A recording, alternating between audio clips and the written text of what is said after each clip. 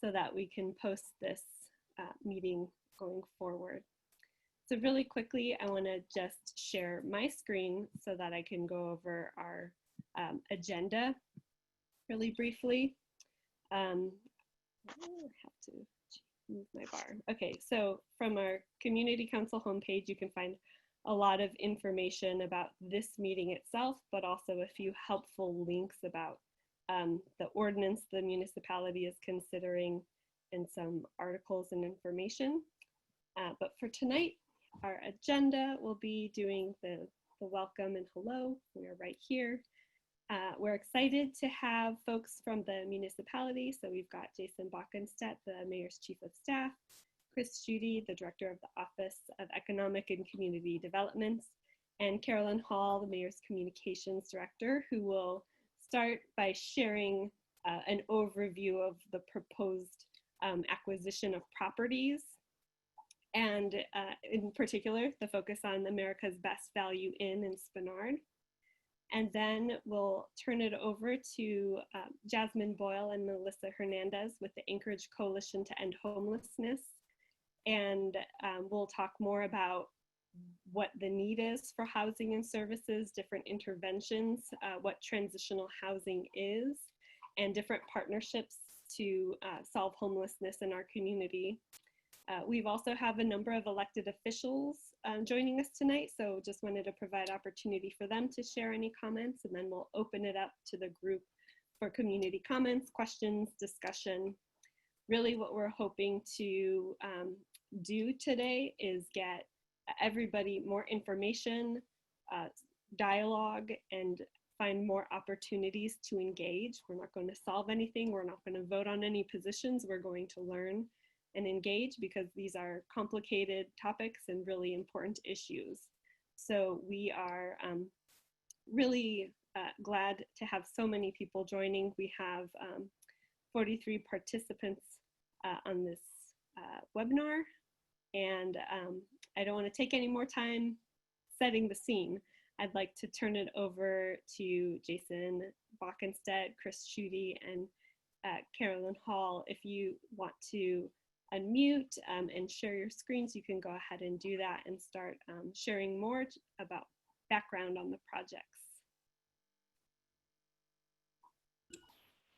Thank you, Lindsay. And yeah, let me turn my video on and I will try to see if I cannot share my screen so that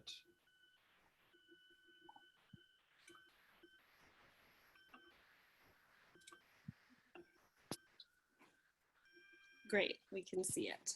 Everyone can see that? Okay. And before I get started, as Lindsay said, my name is Jason Bockenstedt. I am the Mayor's Chief of Staff. And I'm also joined by Chris Judy and Carolyn Hall, but I believe we also have Nancy Burke on as well to potentially help answer some questions. And then, as she mentioned, we've worked with the coalition on this, and Jasmine will obviously speak later as well.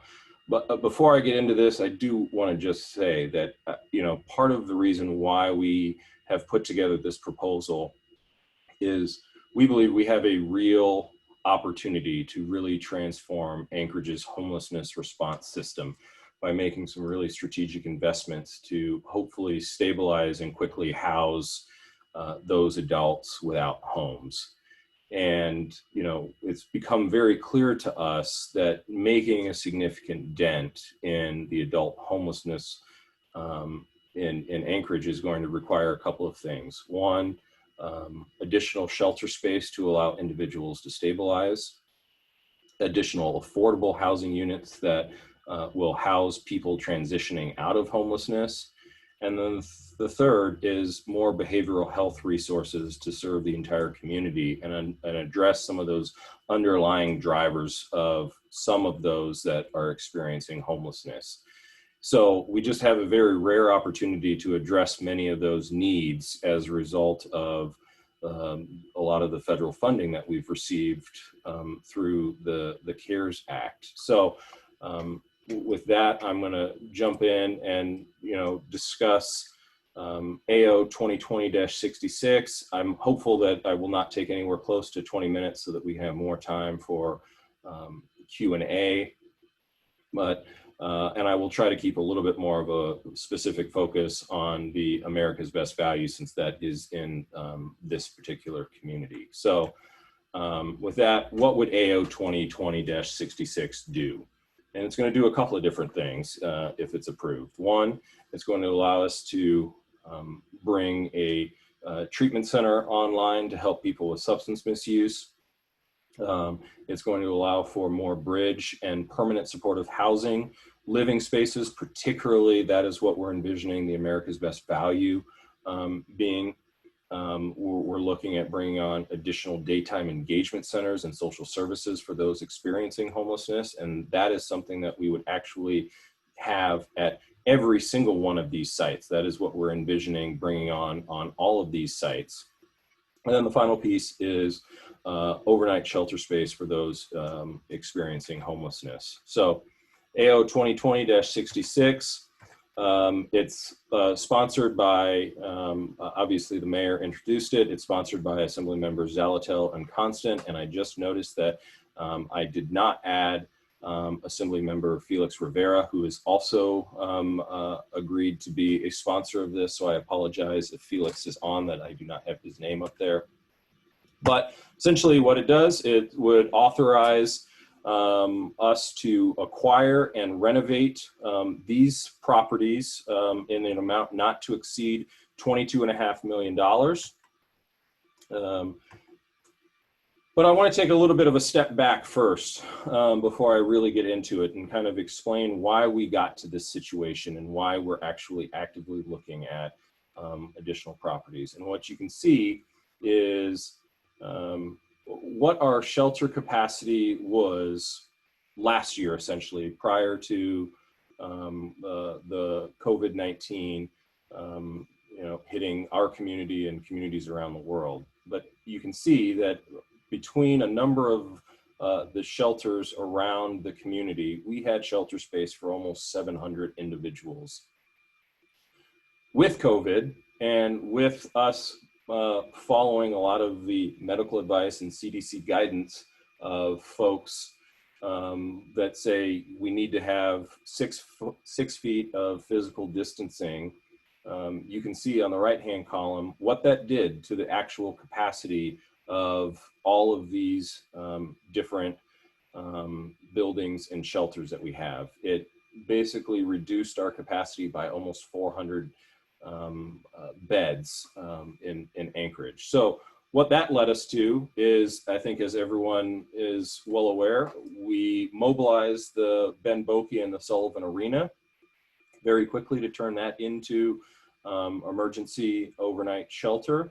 We have, over the last 30 days, been able to completely demobilize the use of the Ben Boeke and return that to its natural use, which is obviously a hockey arena.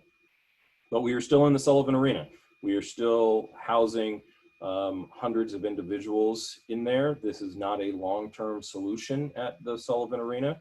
We have learned a lot. We have set up resource hubs, and a lot of different partners have joined us in working with a lot of these individuals that have been staying at the Sullivan Arena to try to find them the resources that they need to actually move out of homelessness. And I will let both Nancy and probably Jasmine a little bit talk maybe in more detail about that. But we have been very successful in moving a significant number of individuals from the shelter into housing while we have been down here. But as I said, the Sullivan Arena is not a long-term solution. This is not what this is designed for, and it is significantly more expensive to try to operate this type of facility with this particular use. So again, coming back to AO 2020, it's $22.5 million. But the one that you guys are obviously probably most interested about is the America's Best Value Inn and Suites at Lakeshore and Spenard. The proposed use you know, I think that what has gotten lost in this is a lot of people are saying all of these facilities are going to be used as shelter, or what many people traditionally think of as shelter, and that's not true. There is one facility that we are looking at using as more traditional shelter, and that is the old Alaska Club building that I'll talk about in a little bit. But the America's Best Value Inn and Suites is we are looking at that because of the layout, the types of rooms, the space. We believe we have a real opportunity to use this as bridge housing and some sort of permanent supportive housing for those that have gotten all the way through the process. And I will say that I think for folks that live in Spenard, something that is it's more akin to what people drive by every single day at the Clare House. That is what we are envisioning more of the America's Best Value Inn being, is bridge housing before people can actually get into more permanent supportive housing. So just some information on what we have provided. The proposed use is transitional living, and I will just say, as I told the Assembly when we made this presentation last night, a lot of the language that we are using here is pulled straight from our municipal code. And we're doing that on purpose so that folks understand how we're doing this within the existing structures and existing code that we already have. But this is essentially what we're looking at it as: bridge housing and permanent supportive housing. And then we will also have what we call a resource hub, additional individuals that will help the folks that are staying there with identifying the resources that they need to ultimately get out of this location.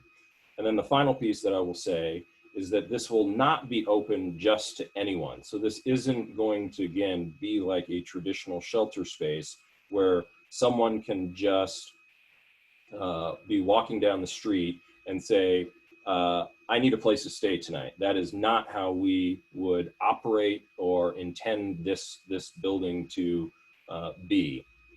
One of the things that we know we have to do, and if we get approval from the Assembly to acquire this building, something that we will do very quickly afterwards, is put out an RFP, a request for proposal, to try to find an operator that we will partner with to figure out, are there renovations that need to be made, what other things that we potentially need to have included here to make sure that the folks in the community are comfortable with how we're going to operate this. I think one of the things that we have talked about at a number of these locations is figuring out how can we put in some sort of requirement that these facilities have to be able to provide some sort of transportation for individuals that show up. And again, I'll bring it back to, there likely will be people that hear about this building and want to just walk down Spenard and show up and say, I want to stay here. Well, again, that's not what we're trying to use this for. And we don't want the individual to just leave and start walking other places. So one of the things that we're talking about is figuring out what type of transportation service we can have so that the individual can be transferred from this location to something that is more appropriate, either the Alaska Club or maybe Brother Francis or some other place that has space. So that is just a couple of aspects of this location. Again, for folks that might not know where it is, here's a map. It's the hotel that is essentially adjacent to the McDonald's that's right there on Spenard. Moving on to a couple of the other facilities, and I'll try to run through these relatively quickly so that we can get to more Q&A. As I mentioned, the former Alaska Club on Tudor and Gamble. That is the one location out of these that we are actually looking at using as some sort of overnight shelter. But again, we would also have a daytime engagement center there where there's individuals there that are able to provide help to the folks that are staying there, case management, other client services, and again, just some information on this location. The proposed use in the short term is a social service facility, and again, that is pulled strictly from our municipal code. And in the long term, we're looking at turning it into a homeless and transient shelter. One of the things why we were making the distinction between short term and long term is in this building in particular, we do need to do some renovations to make sure that it passes fire code. For example, we have to go in and sprinkle, put a sprinkler system in for the entire facility so that the individuals can stay there overnight. But in the immediate short term, we could open it up immediately as a daytime engagement center, as a place that people can go during the day instead of hanging out on street corners or in the green belts in our green spaces. This would be a facility where they could go do those and spend the day there. And again, just a little map. It's almost right there on the corner of Tudor and Old Seward. The next one is the Beans Cafe building that is adjacent to the Brother Francis shelter. We would not be looking at using this as a shelter. We would be specifically looking at turning this into a daytime engagement center for the individuals that are still staying and are being housed at the Brother Francis shelter. So again, we'd be providing case management and other client services for those that are staying there. And again, just some information. It's going to remain a social service facility. There actually wouldn't need to be any change because that is what is already used as. Everyone should know where that is, down on 3rd and 3rd Avenue. And then the final one is the Best Western Golden Lion. It's on the corner of 36th and Seward Highway. This is what we are envisioning as a drug and alcohol treatment center with step-down housing provided. The proposed use is a habilitative care facility under our code. And again, for this facility, if we were successful in getting Assembly approval for this, very quickly we would be putting out an RFP to help us identify a provider that would be brought on to help us with what the exact makeup of the facility would look like and what type of renovations would be needed to make this a successful project, and ensure that there is as little community impact as possible. And again, just a map of that location.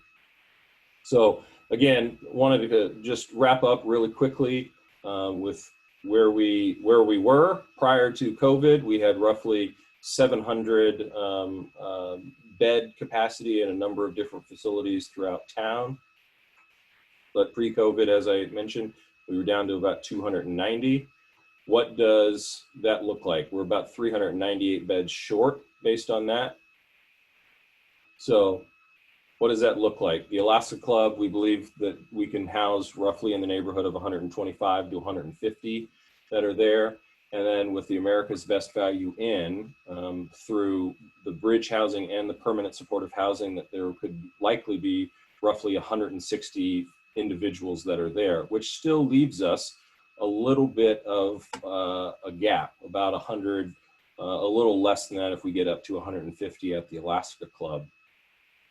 But there are a number of other initiatives that we have been working on and have already gotten Assembly approval for, the biggest one being the Home for Good program, where there will be investments from the private sector and philanthropic partners to house 150 individuals into permanent supportive housing over the next 3 years, that are going to be required to make very they will need to show that we are meeting certain benchmarks for continued investment from the municipality as we move forward. So with that, do want to just mention kind of what we are coming up with in terms of estimated annual operating costs, because again, it's all great if we have the ability to purchase these buildings, but if the administration, the assembly, and the community aren't willing to, make sure that there are dedicated operating costs year in and year out, this will not be successful. So we believe that there will need to be somewhere in the neighborhood of about $7 million in annual operating costs that need to be picked up in a variety of different ways, either through some sort of commitment from the alcohol tax. We know that we have a number of philanthropic partners that are willing to provide some support year in and year out to operate these facilities. We know that with the closure or the closing of the ML&P sale with Chugach, that there will be a significant deposit of revenue into the municipality's trust fund that will spin off additional revenue year in and year out. And then we have also been successful through the years applying for different federal grants that are dedicated towards providing funding for operating these types of facilities. And we believe we will continue to be successful, and that will obviously offset some of this cost as well. So that is where we are. We know some of these numbers are subject to change a little bit as we go through this process and bring on operators, and they tell us we need to do something a little bit differently. And then as we work with the state and others, particularly around America's Best Value, and try to gain vouchers for folks that are staying there on the permanent supportive housing side, that number could decrease, at least from the amount that the municipality would ultimately be responsible for. So with that, that's a quick overview. I'm happy to start taking questions now, or if we want to move on and have Jasmine and others kind of talk, and questions can come at the end. Thanks, Jason. I think I'll ask just a couple questions that are reflected in the comment box. First, just a few comments from Tom McGrath that when you were describing this not being a typical shelter, that it would be, people would be enrolled sort of in this program. It's similar to Clare House, which we have on Spenard, and also that this location is also on one of the 15-minute bus routes along Spenard. So there is access to other areas and other services. So just a couple comments about that. We did have a little comment and discussion about the operating costs, it being $7 million per year.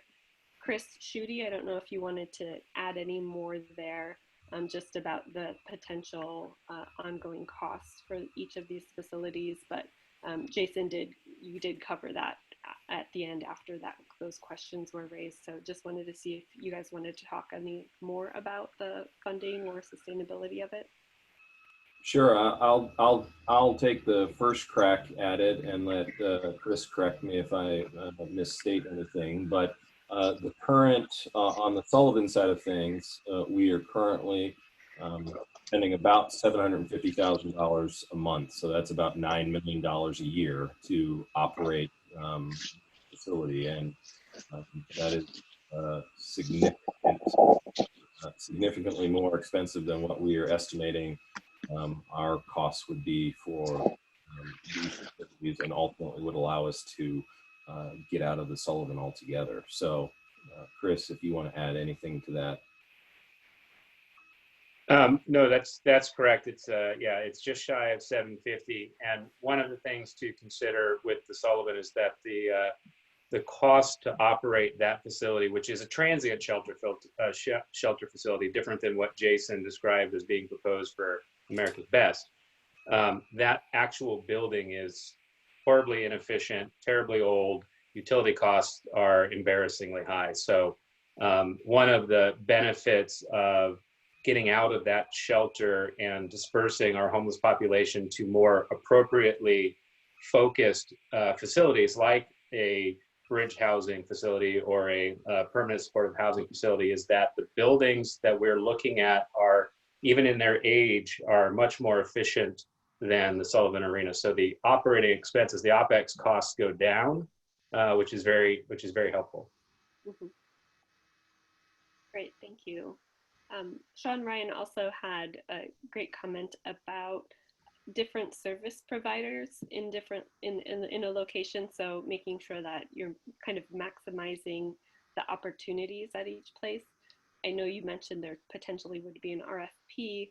Are there any more thoughts about who would be serving or running the actual building or providing the services in that place, or just what that structure may look like?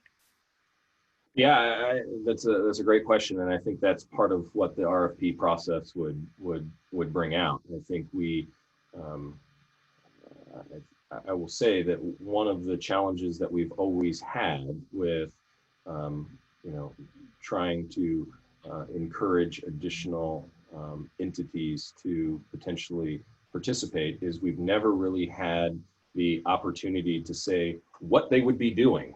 And, with each of these, we would be able to very easily describe here at the America's Best Value, here's what we're wanting you to do. Here are the number of rooms that are available and the services that we want you to provide. And we need you to provide some sort of RFP on that. We've always been very abstract when we've asked these questions in the past, trying to figure out what additional providers there are without actually giving them specific locations for them to operate.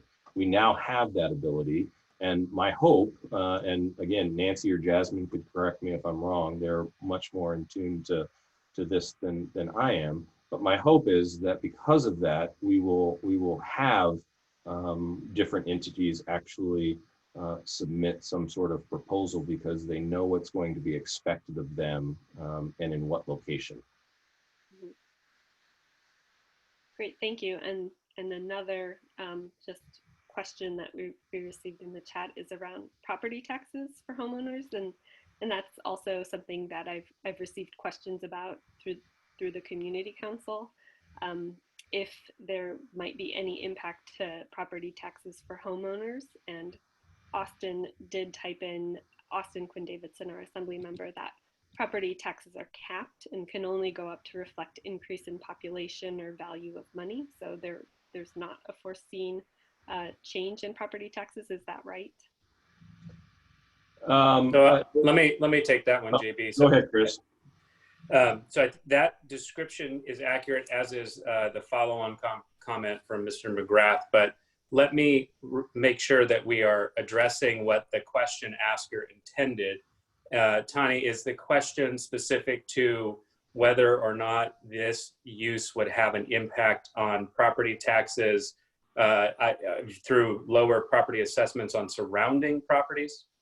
Yes. Yeah, that is what I'm asking. Okay.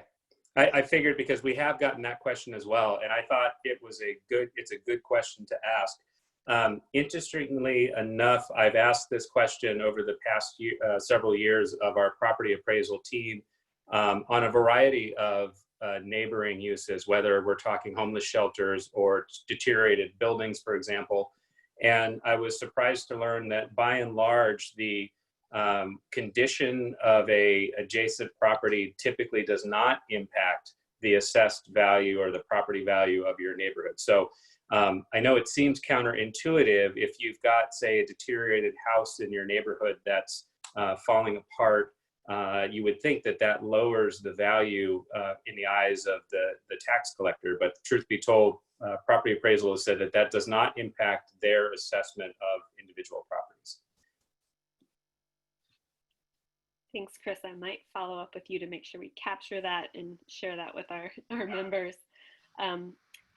We have quite a few more questions, but we'll just take one more before we transition over to Jasmine and Melissa.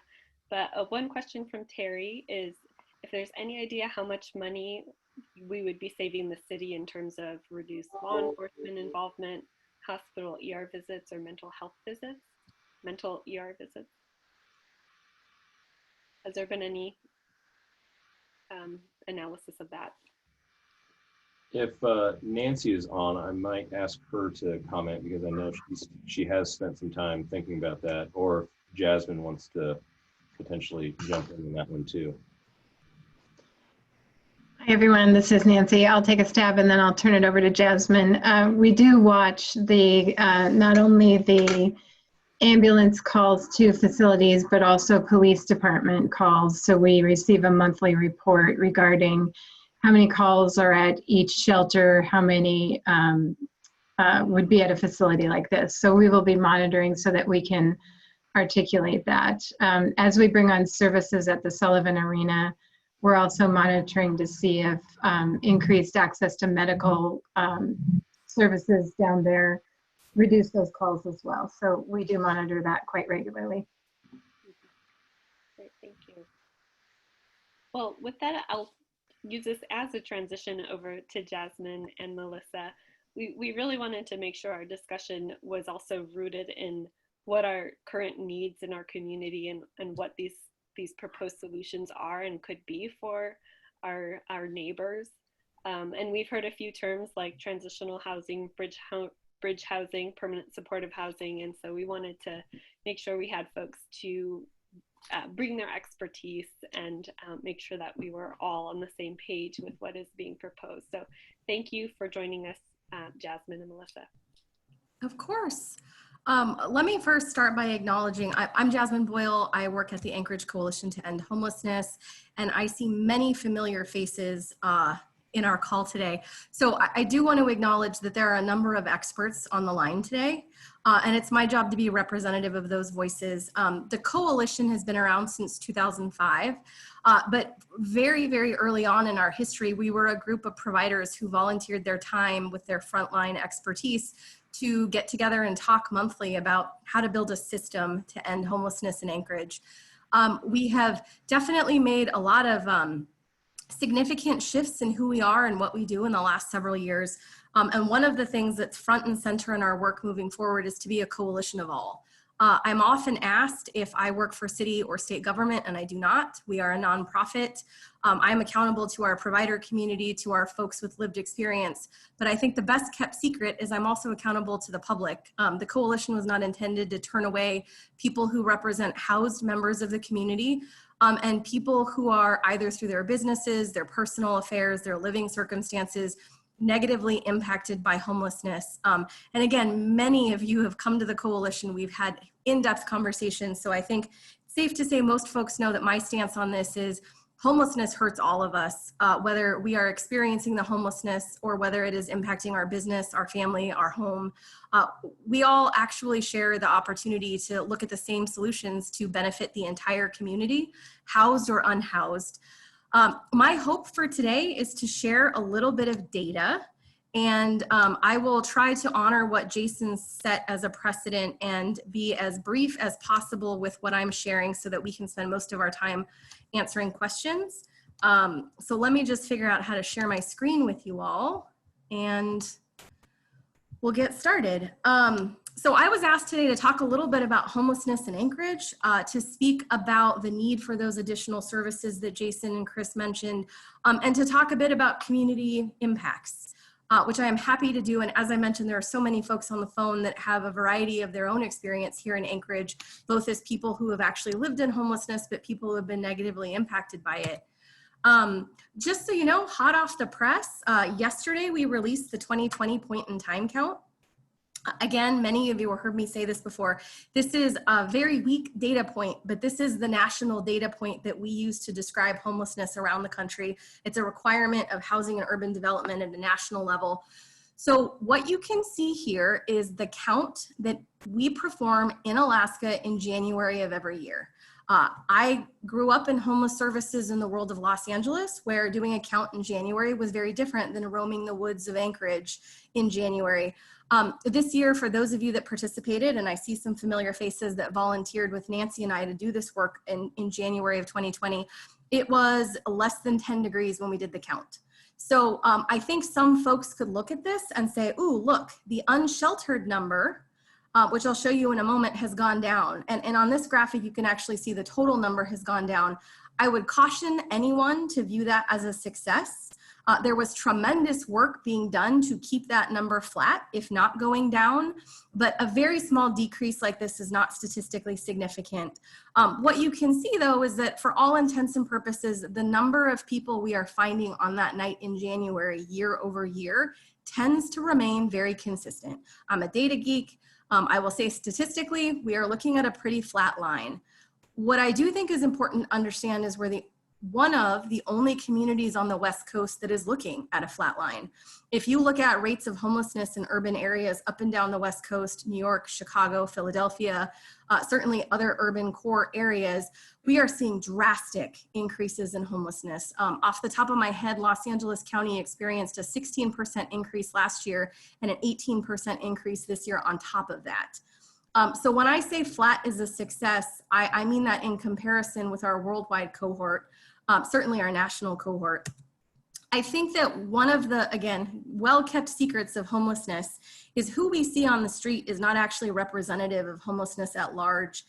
This is a busy slide, but what I can sort of share with you, and I'm happy to provide this to the community council leadership to distribute if that's of value to anyone. But what you can see here with this top line is the total number of people that we see in the annual point in time count. But what I think is particularly compelling is if you look at this second line, that is the number of people who were in shelter that night. And consistently since 2016, we've seen the number of people utilizing shelters at night in the winter go up. What you will also see is a consistent trend here on the bottom of unsheltered people. It has become my soapbox to stand on that we frequently confuse or conflate the people we see outside as the standard for homelessness. And that is absolutely not the case.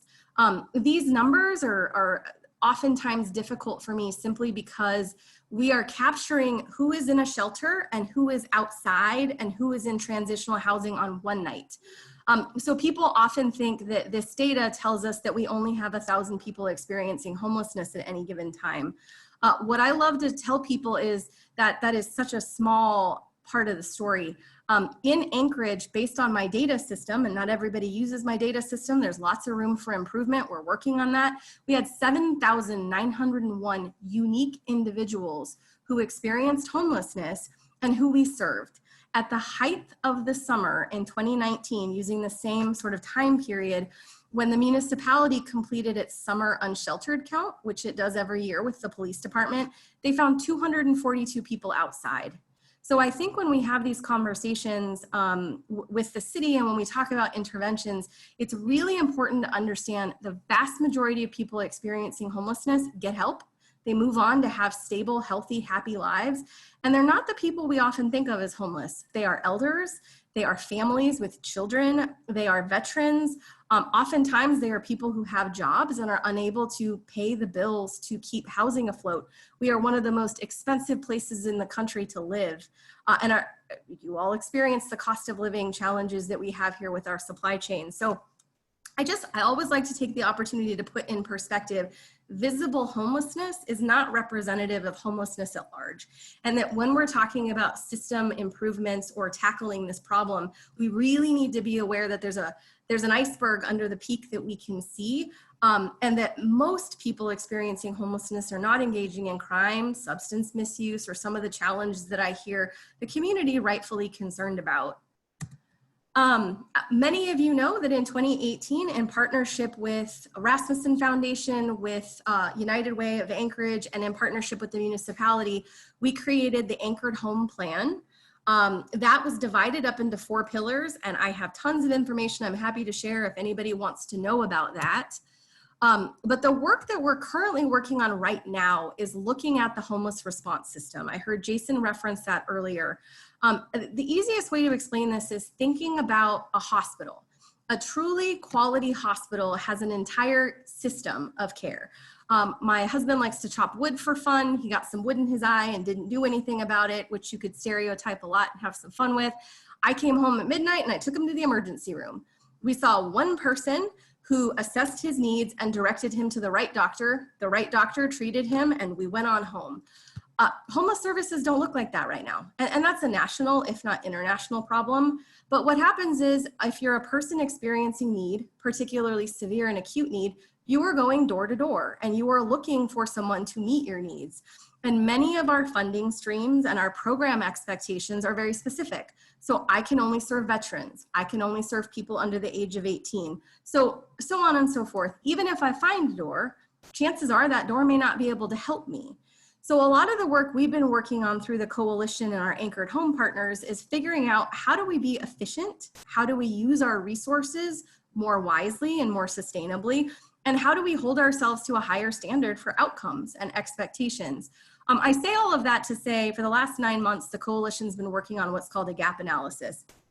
Every year, we intend to evaluate supply of services in our community, evaluate demand, so how many people need those services and what type of services do they need, and to provide recommendations as to how they'll fill those gaps. But all of that is to say, this is a continuum and this is what's necessary in a system to actually stop homelessness from becoming a community nuisance, if not a community safety issue, both for the people who are vulnerable and for those of us who are fortunate enough to not be in those circumstances. So we are releasing that gap analysis next week. We are really pleased that the municipality has worked very closely with us in advance of that release to help them inform some of their decision-making in terms of using our data.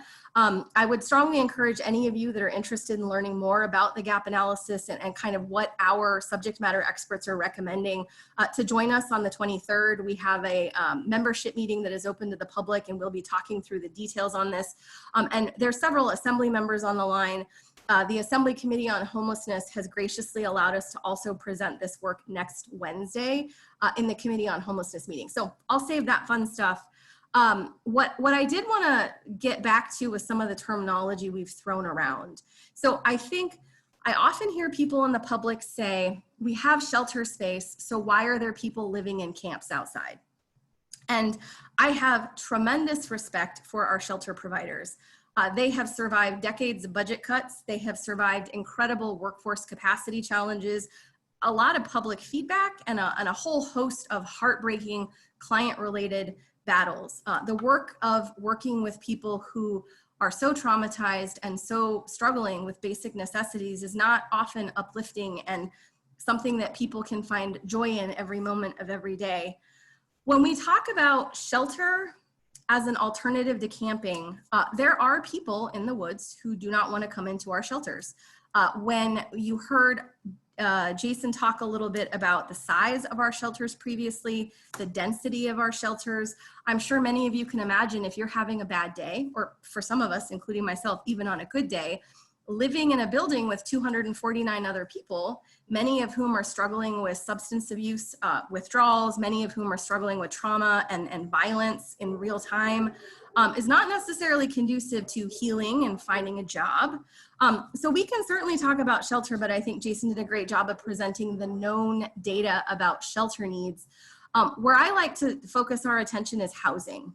If you were to approach an unsheltered person, for the most part, and say, we have a shelter option for you, that may or may not be attractive.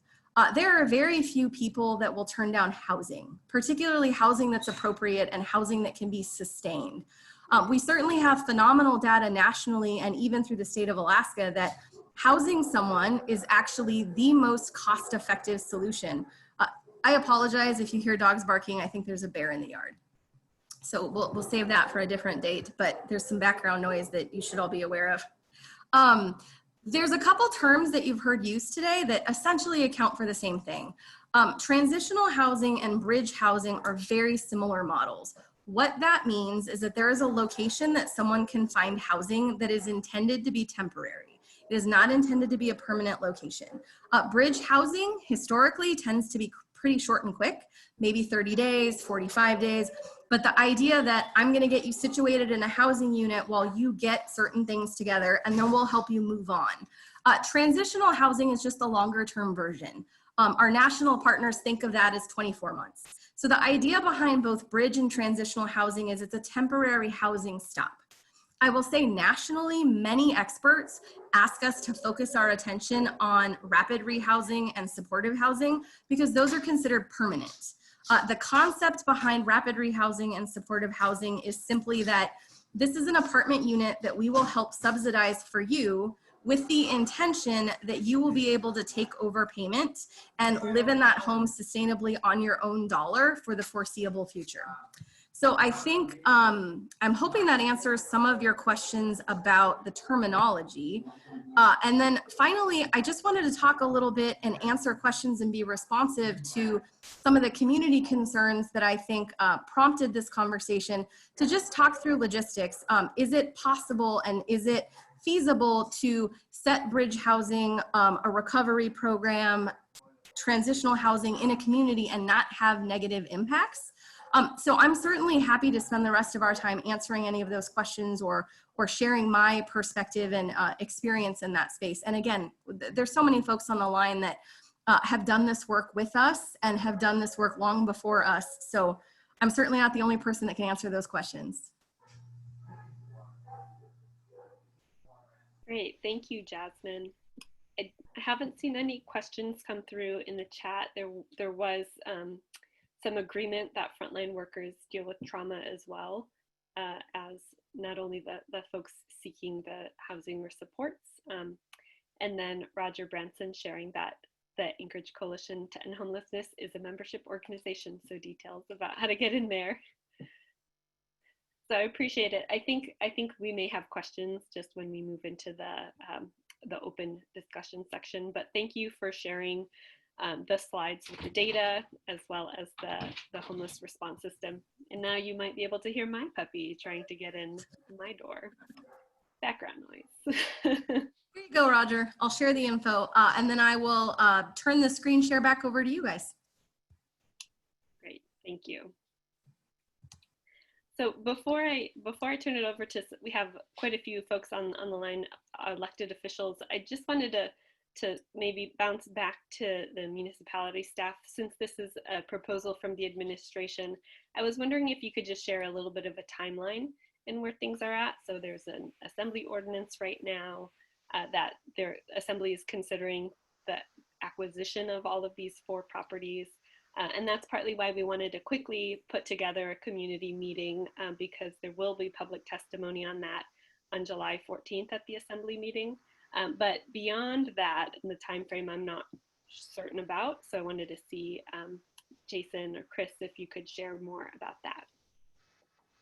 Sure. So I'll take first stab at it, and then Chris can jump in at the end if again I say anything that or miss anything. But yes, this is an ordinance that was introduced at the last Assembly meeting, the last one in June, I believe it was June 25th, which then sets a public hearing for the following meeting, which is, as you mentioned, July 14th.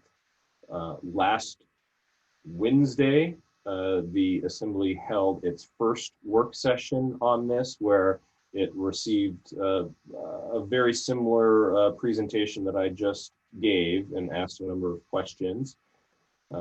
We are talking to the Spenard Community Council tonight. We have another meeting with the Midtown community tomorrow night.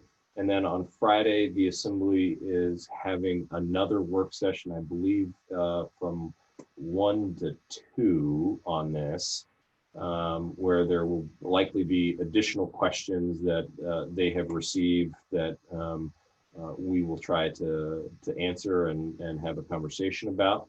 And then, as you mentioned, on the 14th, this item will be up for public hearing, which means that individuals that attend, or I believe, and Felix can correct me if I'm wrong on this, if you do not feel comfortable with actually attending in person, you can still reserve a spot and call in and provide testimony.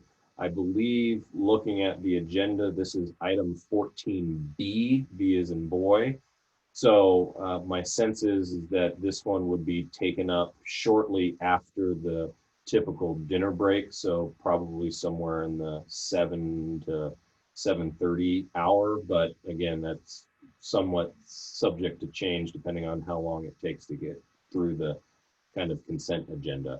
And then it's public hearing, and then there's debate among the assembly members, and they'll either decide to vote on it or not. So that's kind of the process. And then I think, as I mentioned a couple of times, if we end up getting approval from the assembly on it, in pretty short order after that, we will begin really working on developing RFPs for each of these that we can put out. But before that even happens, Robin Ward, our real estate director, would be responsible for negotiating what the final purchase price would be, and then going through typically the same due diligence that individuals go through when they're buying a new home. We would do the same thing, and that would likely take somewhere in the neighborhood of, I believe, 60 to 90 days, but Chris might have a little bit more insight into that than I do. So with that, I'll let Chris say anything that he wants to do on that. Nothing to correct. Jason got it 100% right, which is so rare. I'm glad to know this meeting's being recorded. Being recorded. We'll send you the recording. Great, thank you. Well, the Spenard Community Council has a lot of representatives at our state level, but this is a city decision. So we just wanted to provide some space for our assembly members, Austin Quinn Davidson and Cameron Perez-Verdia, if you'd like to share just thoughts and where things are at. And I'm sure you've also heard from different members in our community. And then we did invite Senator Mia Costello and Representative Matt Clayman, who are also, this is part of their district, that we have many other representatives for the Spenard Community Council itself. So just wanted to provide a little bit of time for those folks before we open it up, and wanted to see, Austin, if you wanted to kick it off with any comments. Yeah, hi everyone. It's nice to see you.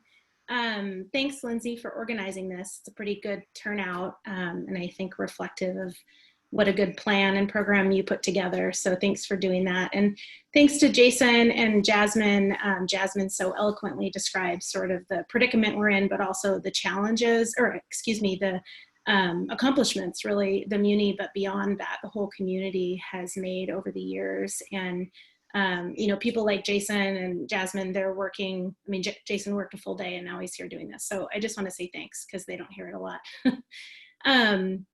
You know, as they presented, and as you all know, homelessness is really complex and difficult. And as much as the Assembly and this administration has really tried to up what we're able to do, you know, increasing shelter funding, funding for there continue to be challenges. And I think the bottom line with that is, until we have permanent housing for folks, we're going to continue to clear camps, and then people are going to go elsewhere. And we sort of all know that's an issue, but the cost of establishing housing is really expensive. So we have an opportunity with CARES Act and with the alcohol tax. I'm so glad it passed, and thank all of you who were supportive of that. I think my main concerns with this facility are twofold. One is that it's in Spenard, and I think Spenard has been picked on historically, and I want to be sensitive to that and be aware of the impacts as a smaller, you know, little part of our community that this would have on it, and be realistic. But I also want to celebrate the possibility of having a really cool facility that would fit the area well, if that's the case. So I think for me, it's just continuing to learn more about the potential impacts and how it would impact constituents. And I have heard from several people about it. And then the second thing for me is how we would pay for this. I had a little bit of sticker shock when I saw the $7 million annual operating figure last week when we had our first work session. Jason and I and Felix followed up this week and spoke for about an hour about this and other homelessness issues. And my hope is that that wouldn't all come from the alcohol tax. You know, there was a big move in the community as well to shift how we do some of our mental health, or actually creating mental health response through a Crisis Now or other model. And that could cost a couple $1 million a year. If we paid for all of this, that's almost all of the alcohol tax. To me, I know that people voted for the alcohol tax because it had 3 different and one of which was recently added and pulled one of the highest things that folks wanted, which was prevention of child abuse, sexual assault, and domestic violence. For me, I'm interested in seeing eventually in this city, citywide pre-K, and that's something we could do partially with the alcohol tax. So I'm not personally interested in spending all of it in sort of one place, one bucket. So that's something to consider. That said, it's a big community issue and something we need to prioritize. So I think looking at MLMP, Jason mentioned the annual dividend that we'll get. Jason, you think that's 6 to 8 million or something annually? Amount that would be pulled out in the form of a dividend? Yeah. No, it's actually going to be a little bit more than that. I'd say probably somewhere in the $10 million range. And so the idea is that through the sale, we would get all this money and put it away in savings. And we're talking about the annual dividend that would spin off of that savings that we would then have as cash basically to spend. So I think that's, you know, a good potential source of income. But for me, I want to have a more comprehensive conversation, acknowledging there's this need, but how are we going to pay for it long term? And the timeline feels a little quick for that, but I understand, you know, for CARES Act, we need to move quickly. We need to spend all of this in 2020. So anyway, there are a lot of considerations. Those are the things that have been on my mind, and I just encourage any of you to reach out to me who want to talk more about those things or something else. Thanks. Great, thank you. And I see Cameron, you're unmuted. Do you want to also share a comment? Well, as usual, Austin covered 99.9% of everything I was going to say. So I'm going to echo everything that she said, and thank you for the presentations. Thank you for creating the space for us to be able to hear from members of our community, which I'd like to hear more and more from them. And I wanted to also say that I really appreciated the comment about do we know actually what we're going to save as a result of this work and how it's going to impact our public safety. And I think that those are questions we need to answer, because we need to be able to tell the whole story of the challenges that we face now and the real potential positive impact of this move. But there's still a lot of conversation to have, and so I'm looking forward to hearing from more community members. I've had the opportunity to talk with several community members about this particular project, and learn more as we move forward. But overall, I'm really supportive of these bold moves, because it feels like that we've been making small moves for a long period of time, and it's time for us to do something significant so that we can change the trajectory of where we're going. So just a lot of thanks to you, Lindsay, and thanks for holding this space, and thanks for all the presentations. Thank you. And we did get communication from Senator Costello's office, and so that's why I wanted to also provide a space for Senator Costello and Representative Clayman, if you'd also like to share, if you've also been hearing about this or your perspective at the state level. Well, this is Mia Costello, and Lindsay, I wanted to thank you for reaching out to me and inviting me specifically to join in this conversation tonight, and for having a meeting, you know, during the summer. I think this is a really important conversation, and I really appreciate the focus on gathering information and helping educate people about what this project is, because I think, you know, it is something that I think catches the attention of individuals who live in the community. And I tell folks, if you land at the Anchorage International Airport, the district I represent is both out the right side of the airplane and the left. You know, it's Turnagain and Spenard, and then also Sand Lake. And I have received some questions from constituents about the project, and I'm essentially at a point where I want to help be a conduit for information. And so I'll be passing on contact information and meetings that where folks can actually participate and provide public comment. Specifically, the only comment that I've received that I haven't heard brought up tonight, which I'm sure it will be brought up, is that the Longhouse has been purchased as a facility for students in the bush to come to Anchorage and learn about the community and have an educational opportunity here. So it's in proximity to the facility that's being considered, And so I just wanted to bring that up, that that's something that I've heard about.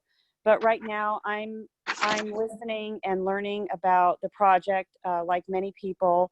And, you know, I just hope that if anyone has questions or wants to reach out to me, my office is 269-0117.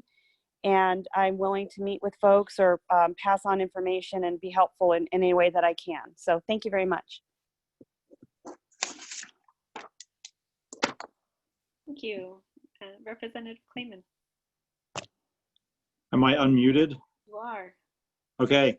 Well, thank you for putting the meeting together. This has really been a terrific opportunity to hear more about this effort to bring transitional housing into the Spenard neighborhood. And I think what we've consistently heard over the years is the need for more transitional housing. And that's one of the key things we've identified in the community and have been working on as a way to improve how we deal with homelessness.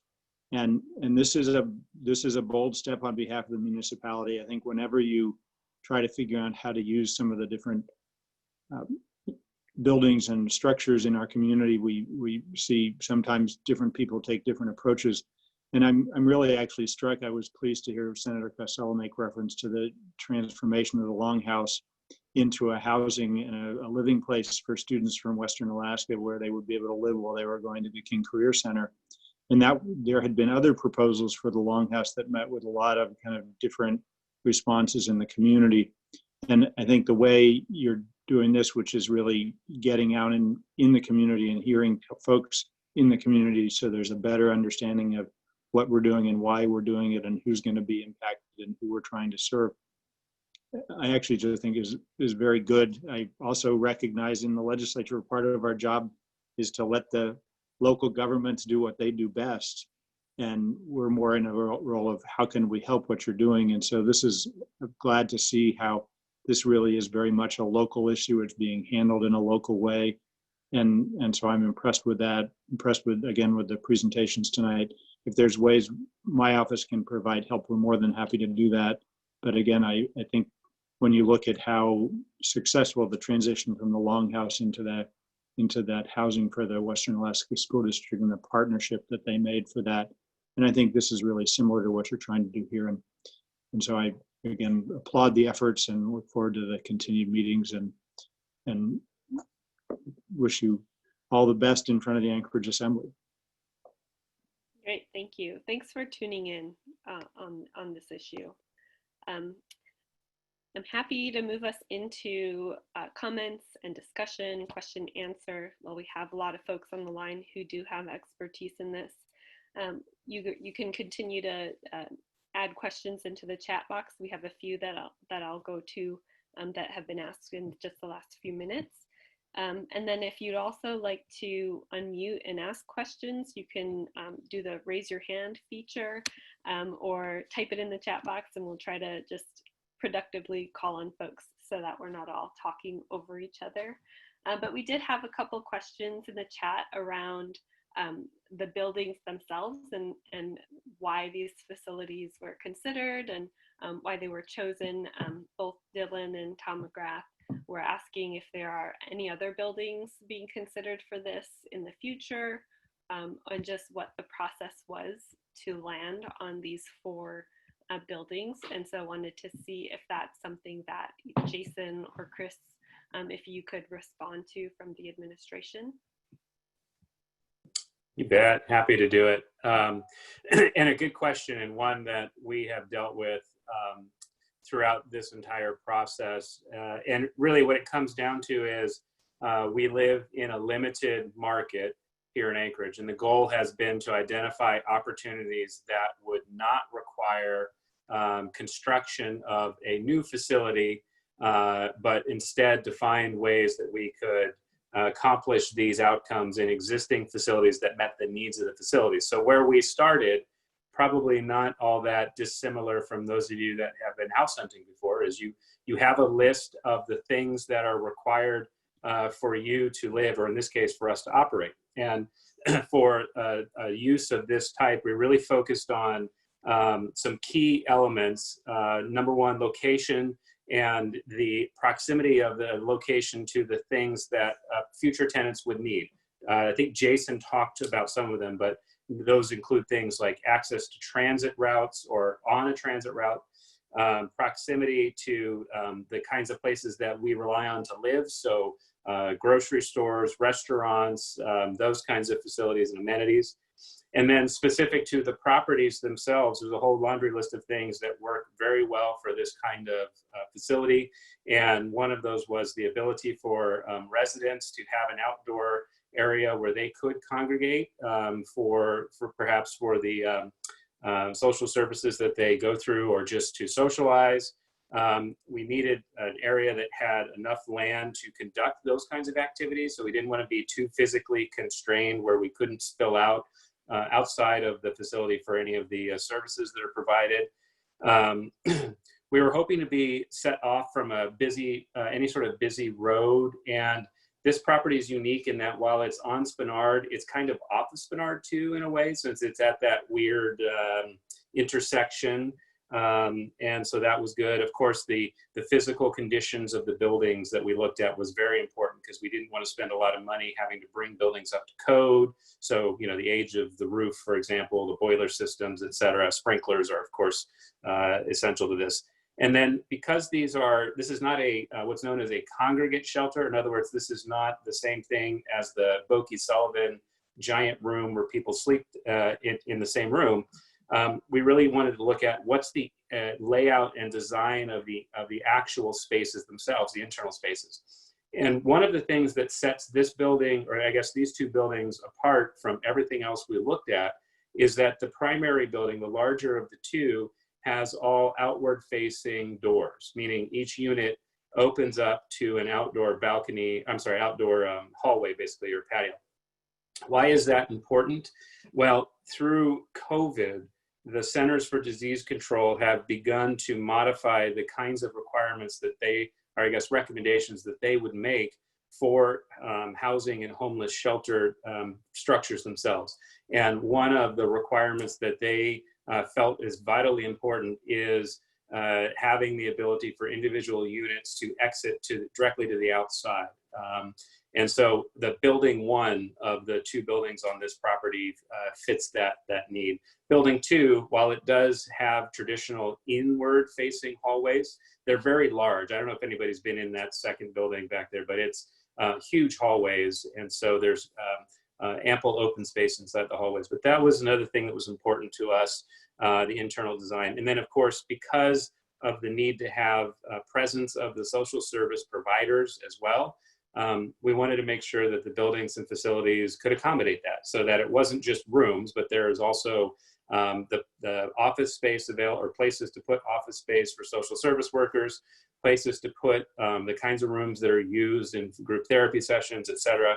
And so those were the kinds of things we looked at. We tried to look at some units across the entire bowl. And at the end of the day, when you take a list like we had, a list of requirements like we had, and compare it to the properties that are actually even available, we had a smaller list, and this one rose to the top. Great, thank you. Appreciate that background. Dog scratching, not me. Another question that we received kind of goes back to some comments Jasmine shared.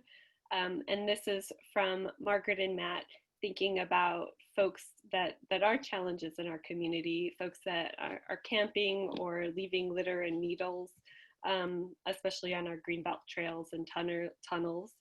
And their sense is that folks may not go willingly into shelters or treatment or housing. And so her question was around if there are ways to incentivize this, or incentivize these supports or disincentivize camping and the like. And so wanted to see if Jasmine or Melissa or Nancy may want to respond.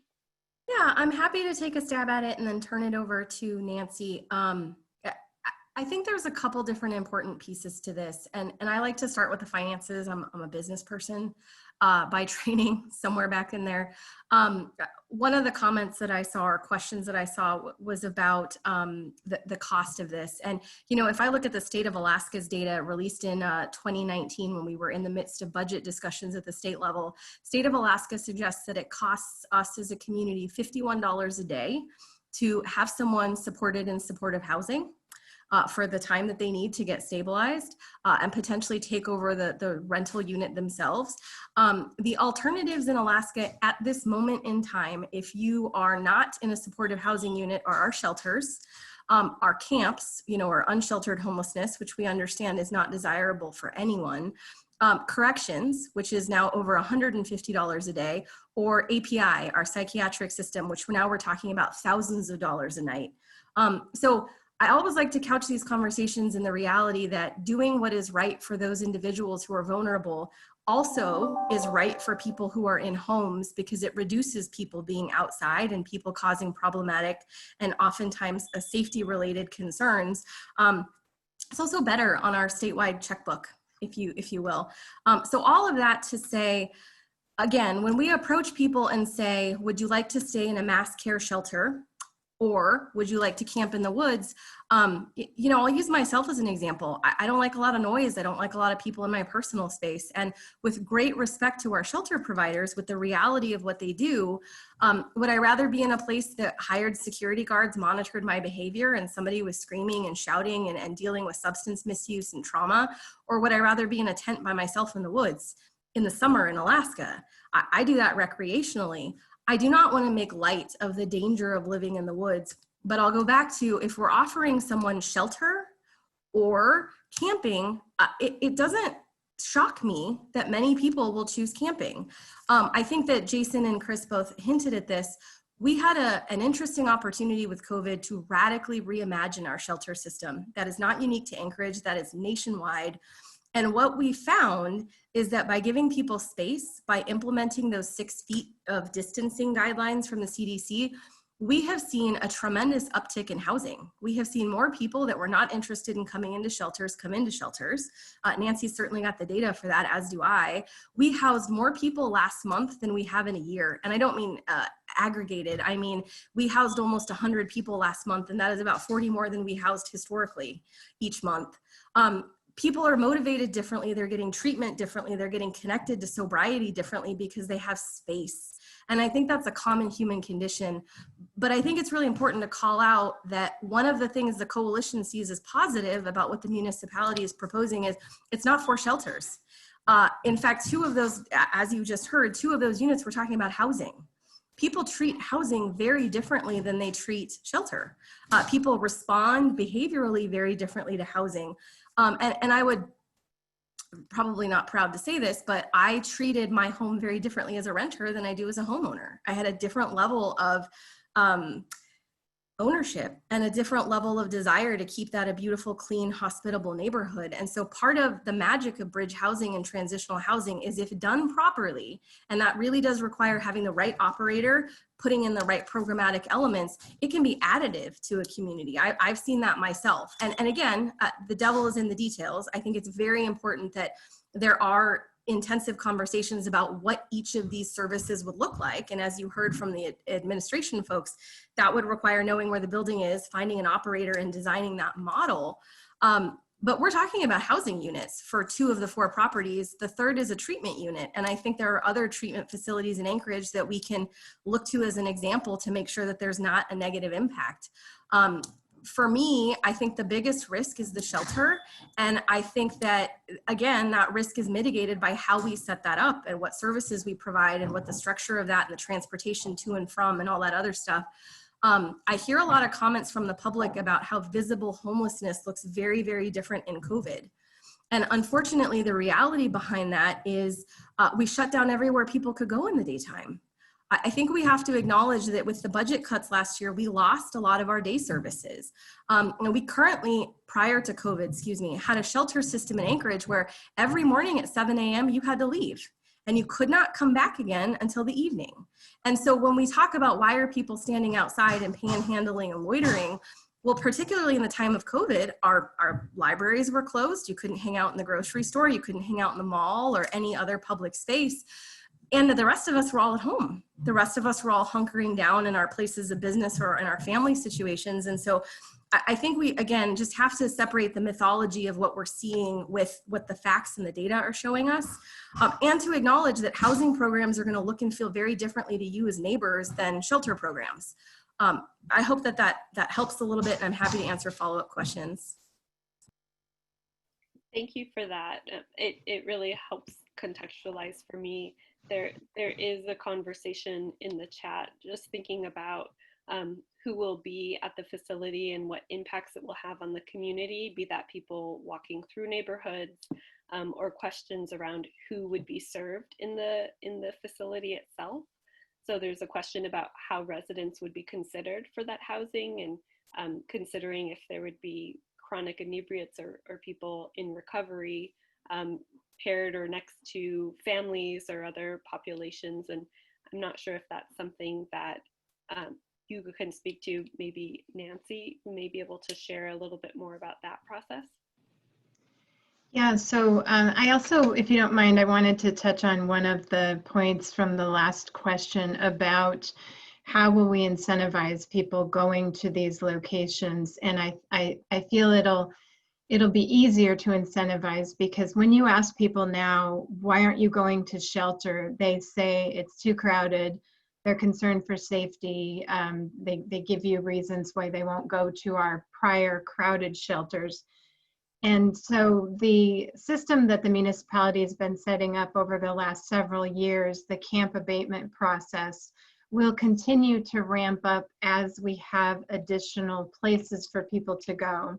Even this summer during COVID, you'll notice that we're using some new tools in that we're closing some areas to camping and noticing those for abatement processes, so that we can continue to move people and incentivize going into these shelter or housing options.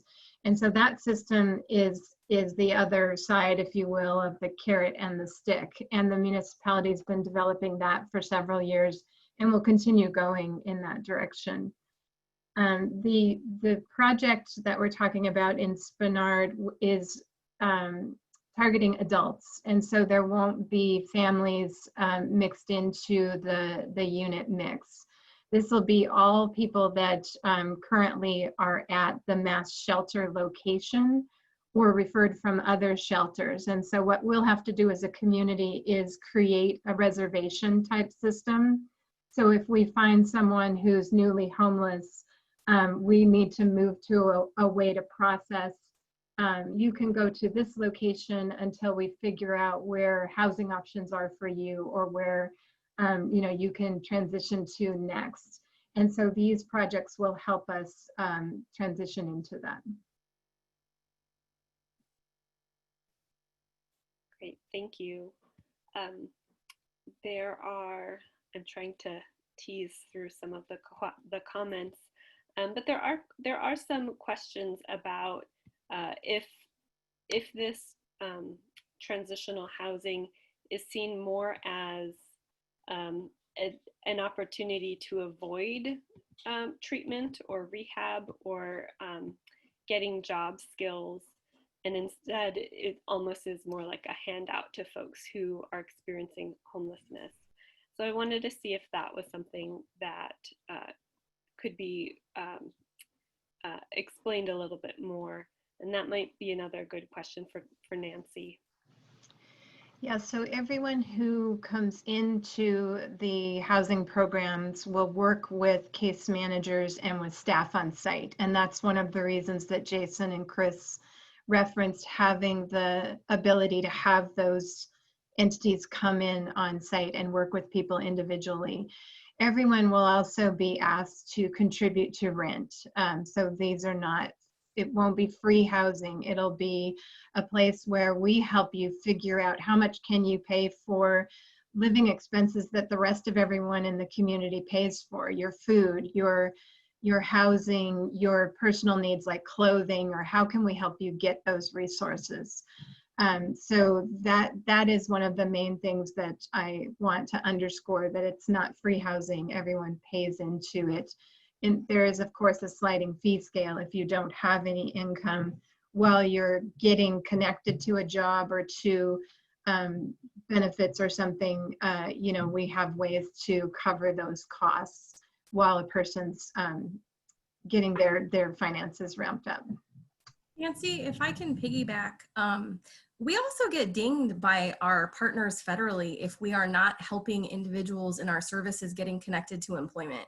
Again, it's a fact that we probably should talk about more, but we are evaluated as a system on how many of the individuals experiencing homelessness in our community, what percentage of them are connected to employment, and find a way to increase employment. And that looks different for different people.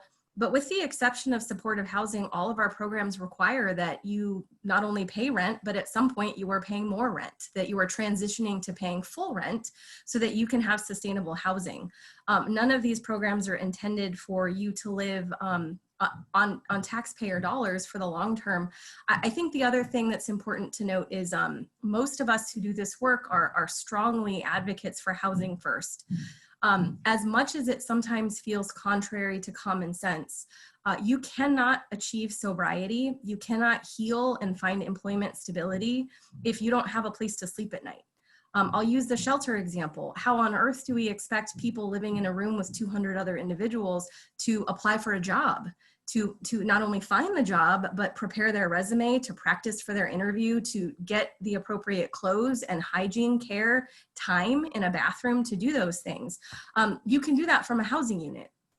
Same thing with sobriety. If you look at communities that put people in treatment centers and have those people released from the treatment centers without housing, oftentimes people fall right back into homelessness or start using substances again. Again, I always like to offer to people to think about, if they were walking in those shoes, how do you achieve sobriety when your world is falling apart behind you or around you, when you're surrounded by people who are also struggling with issues of sobriety? So while it feels contrary, we have international data that shows us that Housing First works. We also have several local programs around the state of Alaska where Housing First works. And it saves communities money because we're not paying for emergency and police services. We're paying for people to stay in their housing units and get sober. Again, the employment piece is important. We're trying to teach people to be sustainable and stand on their own feet, and that's a critical part of the work. Please just look at the data and acknowledge that it's a very small minority of people that are likely to have long-term care by a homeless response system. A very small, you know, the Home for Good project that was mentioned earlier did an analysis about this a couple of years, and we were talking about less than 300 people at that level of severe need in the community. And I'll go back to my data earlier that there are 7,700 people who don't need that kind of care. And I think that for the most part, those are the individuals we're talking about putting in housing units that are transitional bridge housing. We're not talking about necessarily the most acute people, because those folks need a different level of service. We're talking about individuals that we believe could sustainably live in the community like the rest of us in an additive, hopefully, way. Thank you so much for that. There's so much good information in our chat box, and I will be saving this. We will be posting the recording, but I do need to transition us out of our meeting because it's just a couple minutes to 7 o'clock. I just wanted to first thank Terry for sharing some of their lived experience in the chat and what it was like to experience homelessness. And I'll point people to the Anchorage Houseless Resources Advocacy Council, which is another partner in the community working on these issues with people that are bringing their life experience to move us forward as a community. And Elena Habib also shared a document that talks about the linkage between providing housing is associated with supporting folks to decrease substance use, different relapses, and supporting their health and wellness. So there's a lot of resources and information in just the chat. And so we will be posting this information on our website, on our Facebook page, and there potentially will be more opportunities to bring everybody together because this will be a process as we move forward as a community. And I just wanted to plug again that this was an opportunity to learn more and to share information. And the Anchorage Assembly does have public testimony on July 14th. And so we'll share out more information about that to our community council members and residents.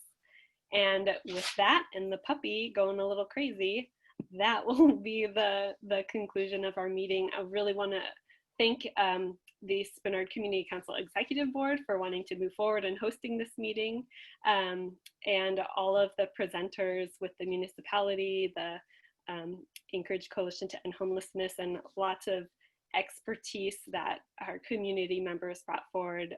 Really happy to be part of our Spenard community, and thank everybody for joining us. This is not the end of the conversation, but a good start for us here in Spenard. Thank you all. Thank you.